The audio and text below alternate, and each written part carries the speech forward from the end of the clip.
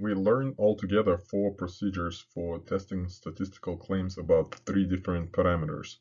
So how do we know when and which procedure to use? Next, I will summarize all the procedures for testing hypotheses for one parameter. First, we must determine the statistical claim that is being tested in 2 steps.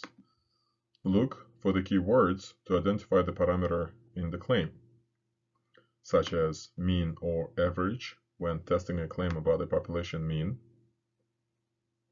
proportion or percentages when testing a claim about a population proportion, and variance or standard deviation when testing a claim about a population variance. Next, look for the keywords that identify the inequality in the claim, such as less than, greater than, or not equal, etc. Based on the inequality in the claim, we classify the test as left tail, two tail, or right tail. A statistical claim in the form of an inequality is called the alternative hypothesis. And the statistical claim in the form of an equation is called the null hypothesis. Next, we determine the procedure in the following way. We always use the chi-square procedure for testing claims about variances, the z procedure for testing claims about proportions. For testing claims about means, we need to check whether the population standard deviation is known. If it is known, then we'll use the z procedure. If it is not known, then we will use the t procedure. Remember, before applying the procedure, we have to verify all the assumptions. Before starting the procedure, we must have already figured out the significance level alpha, which is the maximum tolerated type 1 error. The most common values for alpha are 1, 5, or 10%.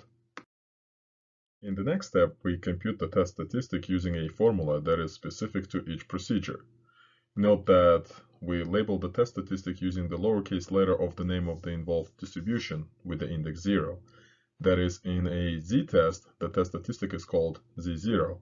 In the t-test, the test statistic is called t0. And in the chi-square test, the test statistic is called chi-square 0. To apply the formula, one must be able to understand the notation. In this step, it may be necessary to reread the question several times to extract the information. Next, we can use critical value approach. In this approach, we construct the rejection region under the probability density curve of the involved distribution, based on the type of the test and the significance level alpha. The boundaries of the region are called the critical values and can be found in a similar way for all procedures. We reject the null hypothesis if the test statistic is in the rejection region. Alternatively, we can use the p-value approach. In this approach, we find the p-value depending on the test statistic and the type of the test. We reject the null hypothesis if the p-value is less than the significance level alpha. Due to the logic of a hypothesis testing procedure, there are only 2 outcomes of the procedure: reject or not reject the null hypothesis. The double negative in this case is never interpreted as a positive. That is, we never accept the null hypothesis. Therefore, the interpretation is that we either do or do not have sufficient evidence to suggest the alternative hypothesis. All 4 procedures can be summarized in the following table. It is easy to see that the procedures not only have a lot in common among themselves, but also with the procedures for constructing confidence intervals when estimating population parameters. I just summarized all 4 procedures for testing statistical claims about one population parameter.